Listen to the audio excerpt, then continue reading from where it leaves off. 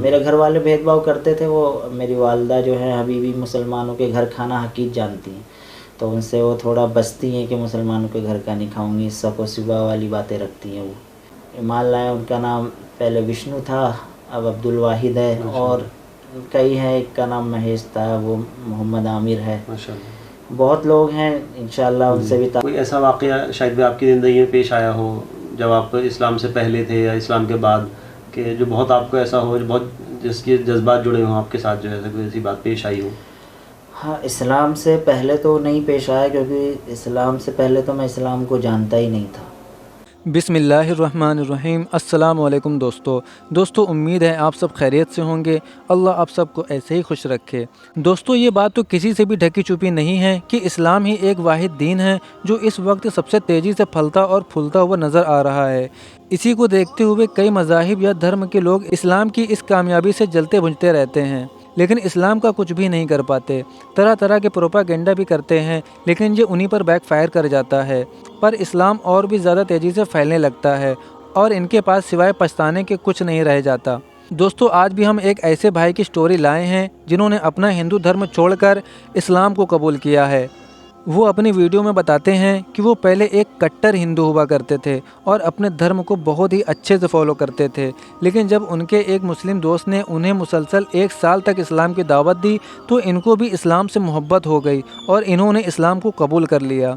सुबहान अल्लाह। दोस्तों, आपसे गुजारिश है कि इस वीडियो को पूरा देखें और वीडियो पसंद आने की सूरत में इस वीडियो को लाइक करें और अपने दोस्तों में इसे ज़्यादा से ज़्यादा शेयर करें। रिवर्ड मुस्लिम की स्टोरीज़ देखने के लिए हमारे चैनल को सब्सक्राइब करें और पास ही में बने बेल आइकन को भी दबा दें। तो आज हमारे स्टूडियो में हमारे शाहिद भाई आए हुए हैं और हमारे ये मुहाजिर भाई हैं, रिवर्टेड मुस्लिम हैं। तो इनकी इंशाल्लाह आज कारगुजारी सामने आएगी कि कैसे मुशर्रफ इस्लाम हुए। तो मैं शाहिद भाई आपसे पूछना चाहूँगा, आपका पहले नाम क्या था इससे पहले? बिस्मिल्लाहिर्रहमानिर्रहीम। रब्बिश्रह ली सदरी वयस्सिर ली अमरी वहलुल उक़दतम मिन लिसानी यफ़क़हू क़ौली। मेरा पहला नाम जो था सरफराज भाई प्रदीप मेहता था। अच्छा, ठीक। और मैं बिलोंग करता हूँ उत्तराखंड से। उत्तराखंड से? अच्छा। बाकी जो मेरी अपब्रिंगिंग हुई है, तालीम जो सब कुछ हुआ है, मेरा परवरिश यहीं पे दिल्ली में ही हुई है तकरीबन। अच्छा। अब 4-5 साल की उम्र से वालिद साहब दिल्ली ले आए थे। अच्छा। बाकी आना जाना होता रहता है। ठीक। अब मेरा नाम माशाल्लाह मोहम्मद शाहिद रहमान है। अच्छा, माशाल्लाह। तो दिल्ली में ही आप हैं, जो है जॉब में आप? जी, मैं जॉब करता हूँ, रिहाइश यहीं है दिल्ली में। अच्छा। ठीक, बहुत अच्छा, माशाल्लाह। और क्वालिफिकेशन वगैरह क्या है आपकी? ये क्वालिफिकेशन वगैरह है अंडर ग्रेजुएट। अच्छा, माशाल्लाह, बहुत अच्छा है। वहाँ से मेरी स्टडी ड्रॉप कर दिया था कुछ। अच्छा। ठीक। तो शाहिद भाई, हमारा मेन क्वेश्चन आपसे ये है कि कैसे आप मुशर्रफ इस्लाम हुए, कैसे हिदायत का ज़रिया बना आपके, क्या ऐसा मतलब वजह थी जो आप इस्लाम की तरफ आए? तो इसकी क्या बुनियादी वजह थी? असल में इसकी जो वजह बनी, मेरा एक दोस्त है, मेरे पड़ोस में ही रहता था, उसका नाम अजहरुद्दीन है जी। तो उसने मुझ पर मेहनत की। वो पहले असल में उसका भी खुद की इसमें दीन पे मेहनत नहीं थी, वो जानता नहीं था इस चीज़ से। फिर उसका वक्त लगा जमात में 3 दिन 4 महीने। फिर वो हज़रत मौलाना कलीम सिद्दीकी साहब दामत बरकातहू, उनका एक प्रोग्राम था कहीं, तो उसने उसको अटेंड किया। तो वहाँ से उसके जहन चेंज हुआ कि ये जो दावत का काम है, इस्लाम का पैगाम सिर्फ मुसलमानों तक महदूद नहीं है, पूरी दुनिया में हर इंसानियत के लिए, हर एक फ़र्द के लिए है। तो उसने आके पहली मेहनत जो है मुझ पर की, उसने मुझको इस्लाम का पैगाम दिया कि दुनिया में आने का मकसद कौन है और हमारा रब कौन है, हमें क्यों बनाया गया है, क्यों भेजा गया है। और वो जहन्नम और स्वर्ग और नर्क, इसकी बातें वो बताया करता था। तो जब उसने बताया कि मरने के बाद इंसान अगर जो एक ईश्वर की उपासना नहीं करेगा, उसको छोड़ के किसी और की उपासना करेगा, तो हमेशा के नर्क में जाएगा। और जो इन्फिनिटी लाइफ है, अनंतम ज़िंदगी, कभी ना ख़त्म होने वाली। दुनिया की ज़िंदगी तो ख़त्म हो जाएगी 50 साल 100 साल बाद, लेकिन वो ज़िंदगी कभी ना ख़त्म होने वाली हो। तो वहाँ से कोई काम नहीं आएगा, ना माँ बाप, ना भाई बहन, ना दौलत, कुछ भी नहीं। तो यही मौका मिला है, ये जो दुनिया है एग्जामिनेशन हॉल है, यहीं पे हमें तैयारी करनी है। बिल्कुल। और यहीं हम अपने रब को पहचान कर उसकी उपासना करेंगे तो हम मोक्ष पा जाएंगे। उस हमेशा की ज़िंदगी जो आने वाली है उसके हम कामयाब हो जाएंगे। तो ये फ़िक्रें चलती रहीं तकरीबन। वो मुझे 1 साल तक मेहनत करता रहा और मैं अकेले में तन्हाई में सोचता था कि क्या होगा मरने के बाद, अगर मैं उस आग में डाल दिया जाऊंगा तो मुझे कौन बचाएगा। आज घर वाले, अगर मैं इस्लाम कबूल करता हूँ तो सब मुखालफत में आ जाएंगे, सब मेरे खिलाफ़ हो जाएंगे। इन चीज़ों का भी ख्याल आके फिर मैं रुक जाता था। लेकिन करते करते उसने 1 साल मुझ पर मेहनत की। तो उस टाइम घर वाले से थोड़ा मैं अलहदा हो रहता था, घर वाले दूर रहते थे, तो उस टाइम उसकी मेहनत मुझ पर काम कर गई। तो दिन था 11वां तारीख था, रमज़ान, अगस्त का महीना था, 15वां रमज़ान था। तो उस दिन उसने मुझको कलमा पढ़ाया। मेरा दिल किया कि मैं इस्लाम कबूल कर लूँ, मेरे जहन में बात आई, तो अल्लाह ने मुझे तौफीक दी।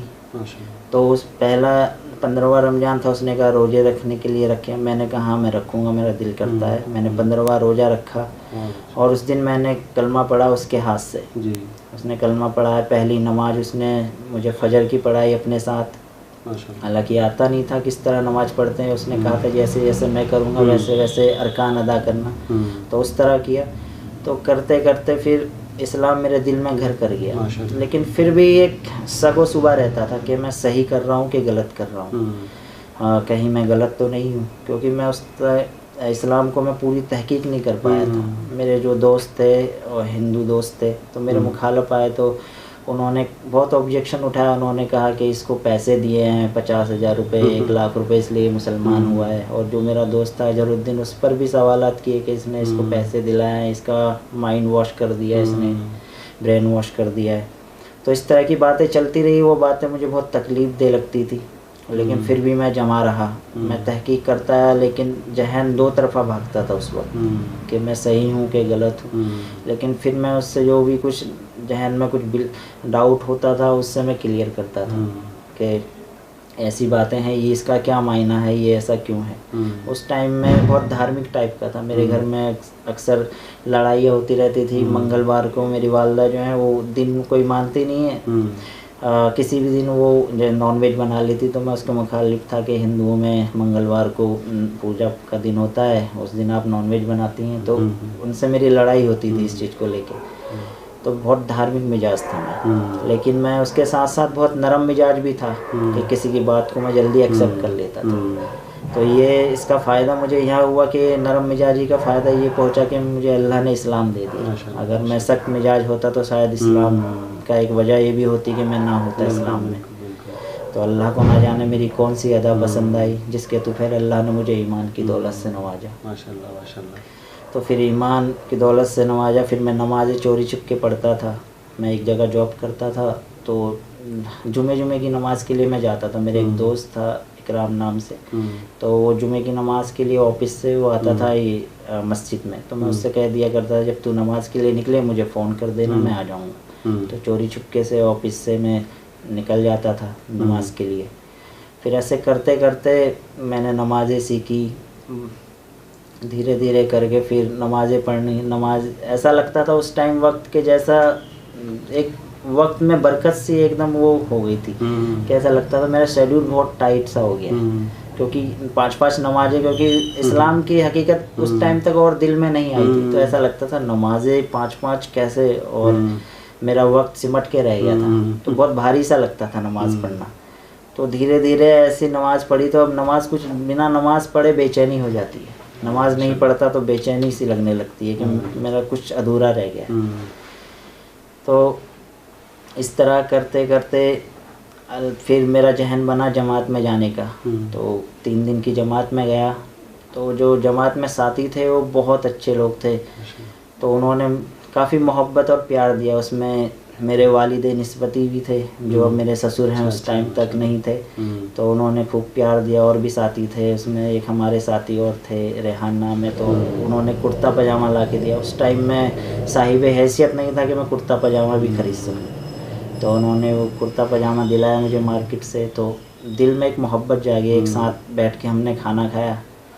तो उस टाइम मेरे जहन में यह आया कि क्या इस्लाम है ये, कि लोग साथ में बैठकर खाना खाते हैं लोग, और बाकी और मजहबों में जो होता है कि किसी को करीब भी नहीं आने देते। घर वाले का जूठा नहीं खाता, उसको हकीर जाना जाता है। और जो अलग खाता है तो उसको शान समझा जाता है, भाई मैं कितना परहेजगार हूँ, इसका जूठा नहीं खाता। लेकिन इस्लाम में ये नहीं है। इस्लाम में एक साथ बैठ के कई लोग खाते, इससे मोहब्बत पैदा होती है। तो ये देख के मेरे दिल में और ज़्यादा, जब जमात में गया तो ईमान और ताज़ा हुआ और बड़ा। तो वो जो पहला वक्त मेरा लगा था, उस जैसा वक्त मेरा आज तक नहीं लगा जमात में। तो मेरे दिल में हुआ कि हर वक्त जब भी जमात में जाऊं ये साथी मेरे साथ, लेकिन हो नहीं पाया वो, लेकिन वो रहती है। तो आज अल्हम्दुलिल्लाह इस्लाम कबूल किए हुए मुझे तकरीबन 9 साल हो चुके हैं। 2011 में अल्लाह ने मुझे ईमान की दौलत से नवाजा। कोई घर वालों की तरफ से कोई हालात आए हों? कोई घर वालों की तरफ से अल्लाह का फजल है, कोई ज़्यादा हालात नहीं आए, लेकिन घर वाले परेशान रहे, ताने देते रहे, कई कुछ बहुत ताने दिए, लेकिन मैं डटा रहा। बाकी उनसे ज़्यादा जो दोस्त अहबाबों ने मुझे ताने दिए। अभी भी जो मेरे दोस्त हैं उनसे मैं दुआ सलाम रहती मेरी ज़्यादा, लेकिन मैंने दावत पहुँचाई अक्सर दोस्तों तक। तो हालांकि उन्होंने इस चीज़ को कबूल नहीं किया, बहस में ये बात रही।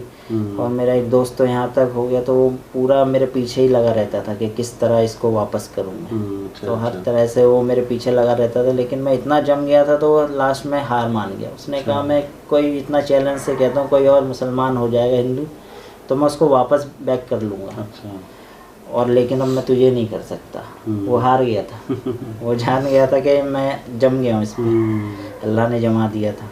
मेरे ख्याल से निकाह वगैरह भी शायद हज़रत ने ही पढ़ाया था? जी अल्हम्दुलिल्लाह, अभी 2019 में नवंबर में मेरा निकाह हुआ है। अच्छा। तो वो हजरत ने ही वो निकाह पढ़वाया था। माशाल्लाह, बहुत खुशी की बात है। तो जब इस्लाम लाने के बाद मेरे बहुत करीबी ताल्लुक़ बने। मेरा दोस्त जो हजरुद्दीन, उसने अब्दुल रशीद भाई से मेरा ताल्लुक़ कराया, उनसे मुलाकात, फिर उनके ज़रिए से हजरत से, फिर और अब्दुल रशीद भाई के ज़रिए से आरिफ भाई हैं, और बहुत साथी हैं जो अल्लाह ने इन तमाम लोगों से जुड़ाया, और इन तमाम लोगों से इतनी मोहब्बत मिली, और बहुत ज़्यादा ये मुझे सपोर्ट करते हैं हर लिहाज से। माशाल्लाह। और हलीम साहब हैं हजरत के छोटे भाई, वो भी बहुत मोहब्बत करते हैं, अपने बेटे की तरह मानते हैं। माशाल्लाह। तो इस्लाम लाने के बाद ये तमाम लोग ना मुझे इस तरह मुझे मिल गए थे कि मुझे बहुत सपोर्ट मिल गया था, कोई कमी महसूस नहीं हुई मुझे कि मेरा कोई सपोर्टर नहीं है। इस तरह आजकल अक्सर लोग जो ईमान लाते हैं उनको सपोर्ट नहीं मिलता, तो वो थोड़ा इसलिए बैक मार जाते हैं। तो फिर मेरे जहन में बात आई, जो दीन मुझ तक पहुँचा है ये दूसरों तक भी पहुँचना चाहिए। तो अब मुझसे जो भी होता है इनफरादी तौर पे, इज्तिमाई तौर पे मैं वो दावत का काम करता हूँ, उन तक पहुँचाता हूँ दीन।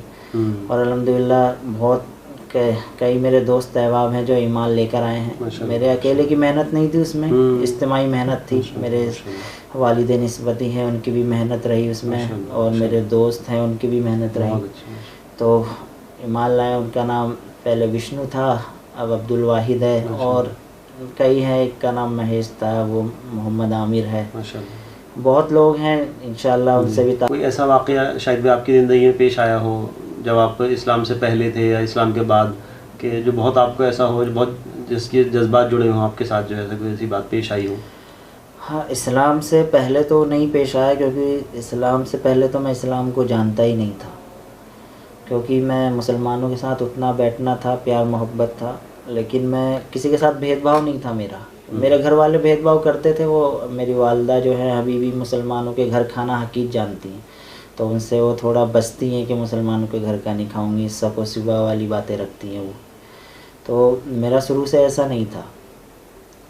तो जब मैं इस्लाम में आया तो मैंने देखा इतनी प्यार मोहब्बत, ये चाहे कोई छोटा भी हो, एक कबाड़ा बिनने वाला भी हो, तो उसको अपने बराबर ही जानते हैं। और सबसे बड़ी बात मुझे ये लगी कि इस्लाम की, चाहे वो एक भंगी भी होगा और वो नमाज़ पढ़ने के लिए मस्जिद में आएगा, चाहे वो बादशाह भी क्यों ना हो शहर का, तो उसके पड़ोस में ही पड़ेगा। माशाल्लाह। वो ये नहीं कहेगा कि तू भंगी है, तू मेरे से पीछे पड़, हिम्मत नहीं कर सकता कहने की, क्योंकि इस्लाम ने भेदभाव का कोई मौका ही नहीं दिया। तो बाकी मजहबों में मैं देखता हूँ कि डिस्क्रिमिनेशन बहुत होता है, भेदभाव। अगर एक निचली जाति का आ जाए तो उसको कत्ल तक कर दिया जाता है। आजकल के जो हालात हैं आप न्यूज़ में भी सुनते होंगे कि दलित जाति का मंदिर में नहीं जा सकता जाए तो उसको कत्ल कर दिया जाता है। तो इस्लाम ने ये सब मना किया, इस्लाम में भेदभाव ख़त्म किया है। अभी कुछ दिन पहले मेरे एक दोस्त हैं, एक हमारे ऑफिस में एक पेंटर है, वो हिंदू भाई हैं। तो हम खाना खा रहे थे साथ में, तो मैंने कहा आ जाओ खाना खा लो साथ में। वो खा चुके थे, तो उसने नहीं खाया, वो बोला हम खा चुके हैं अब खाइए। तो वो जो मेरा साथी था वो कहने लगे कि ये दारू पीता है, इसको यार कैसे खाया, शराबी कबाबी है। मैंने कहा शराबी कबाबी है, वो रात में दारू पीता है, ड्यूटी में दारू पी कर नहीं आता वो। मैंने कहा इस्लाम ने ये नहीं कहा कि तुम शराबी से नफरत करो, इस्लाम ने कहा है तुम नशे से नफरत करो, ये नहीं कहा कि तुम चोर से नफरत करो, चोरी से नफरत करो। तो हमारा इस्लाम ये नहीं सिखाता है।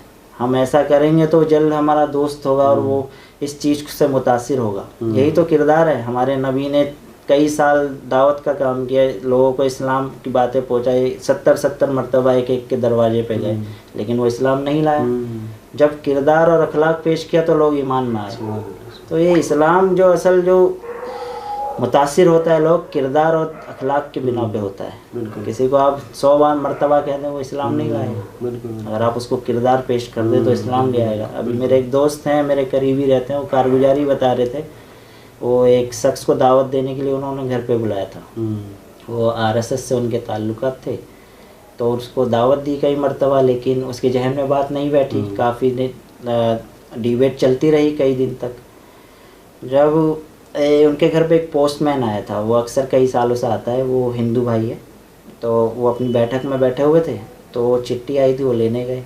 तो उन्होंने कहा कि आओ यार, गर्मी में कहाँ कहाँ फिरे फिरते हो, आओ ठंडा बनवा दूँ आपके लिए, शरबत बनवा दूँ, चाय बनवा दूँ, आ जाओ बैठो। तो वो बैठे तो नहीं, बोले नहीं फिर कभी, तो वो चले गए। तो वो जो जिसको वो दावत, इस्लाम की दावत पेश कर रहे थे, वो शख्स, उनका दुआ सलाम हो गई, वो अपने घर चले गए। घर जाने के बाद वो आया उनका फ़ोन उनकी बहन के पास, तो उन्होंने कहा यार वो जो शख्स है मुझे बड़ा उसकी एक बात बहुत पसंद आई। बोला क्या? बोला कि हम इतने बड़े घर से हैं, हमारे घर में कोई आ जाए पोस्टमैन कुछ, तो हम उसको अपने साथ बैठाना तो दूर की बात, खाना भी नहीं खिलाते हैं, कुछ भी, मतलब उसको पूछना भी वो समझते हैं कि ये हमसे छोटा है कैसे। तो वो कहने लगा वो इतना बड़ा पैसे वाला, इतना अच्छा घर खानदान, और वही पोस्टमैन से कह रहा आ जाओ हमारे साथ खाना खा लो। तो कहने लगे मैं उसको दावत दे रहा था, दावत काम नहीं करी। मेरा ये अखलाक जो मैंने उसके साथ पेश किया वो देख रहा था, मुझे जहन में भी मेरा गुमान नहीं था कि ये इसको इस तरह इसके दिल पे ये बात लग जाएगी। तो उसकी दावत देने से वो इस्लाम नहीं लाया, उसको वो अमल देख के ईमान लिया है। तो असल में जो हमारा काम है वो अमल का है। हमारे नबी तो फरमाया है कि अपनी पड़ोसी के इजाज़त के बिना अपने घर का मकान ऊंचा ना करो। तो हमारे नबी ने तो इतनी अच्छी तालीमात दी। तो लोग ये भेदभाव करते हैं, तो इस तरह ना करें और अपने किरदार से लोगों को दावत पहुंचाएं। आखिर में अपने व्यूवर्स को जो है कुछ पैगाम देना चाहेंगे, यानी कि उम्मत मुस्लिमा को और जो हमारे नॉन मुस्लिम भाई बहन हैं उनको पैगाम देना चाहें, अलग अलग बता दें। जी, मैं पैगाम ये देना चाहता हूँ, आजकल के दौर में इस्लाम को एक आतंकवाद का, दहशतगर्द का धर्म बताया जाता है। इस्लाम ऐसा नहीं है। ये अच्छे बुरे लोग हर धर्म में होते हैं, और आजकल मुसलमानों, वाकई में मुसलमान को देखकर मुसलमान नहीं हुआ जा सकता, क्योंकि आजकल हमारा किरदार वैसा नहीं है। हमें ज़रूरत है कि हमारी किरदार वैसा बने। चंद लोग हैं जिनका किरदार है वैसा, जिनको देख के लोग मुतासिर होते हैं। हमें ज़रूरत है कि हम वैसा काम करें, हम वैसा किरदार करें, हमारी जात से किसी को तकलीफ़ ना पहुँचे, जिसको भी पहुँचे फ़ायदा पहुँचे। और दूसरी चीज़, इस्लाम जैसा कोई धर्म नहीं है, क्योंकि लास्ट इस्लाम का धर्म यही है, और जो इस पे चलेगा वही मोक्ष पाएगा। ऋग्वेद ने कहा नातस्त प्रतिमास्ते, तुम अंधकार उस ईश्वर की कोई मूर्ति नहीं है, संभूति नहीं है जिसकी तुम उपासना करते हो। एकम ब्रह्म द्वितीय नास्ति, ब्रह्मा एक है, उसके सिवा दूसरा नहीं है। तो ऋग्वेद इस चीज़ का हवाला दे रहा है। ऋग्वेद खुद कह रहा है कि भाई तुम एक ईश्वर की उपासना करो। तुम अंधकार में जा रहे हो, तुम उस चीज़ की पूजा कर रहे हो, तुम्हें कोई फ़ायदा नुकसान नहीं देख सकते। जब मैं वो देखता था उस टाइम में ईमान नहीं लाया था, तो मूर्तियाँ रहती थी, तो वो कुत्ता उस पर मतलब अपनी हाजत पूरी करके चला जाता था। तो मुझे बड़ी तकलीफ़ होती थी कि लोग इसको रोडों में मूर्तियाँ बनाते हैं जिसकी उपासना करते हैं, और कुत्ता आके उस पर अपनी हाजत पूरी करता है। तो बड़ा दुख होता था मुझे। तो वो चीज़ मतलब पेशाब कर जाएगा जी, बताइए। तो मुझे बड़ा दुख होता था, लेकिन वो चीज़ें मेरे दिल में चुभती थी कि यार वो ईश्वर कैसा है कि जो इसको इंसान बना के पूछता है। और आज की डेट में वो मूर्तियाँ कौन बनाते हैं? कुम्हार। कुम्हार कौन होते हैं? एक निचली जाति के कहलाए जाते हैं। लेकिन क्या किया जाता, उन्हीं को मंदिर में नहीं आने दिया जाता।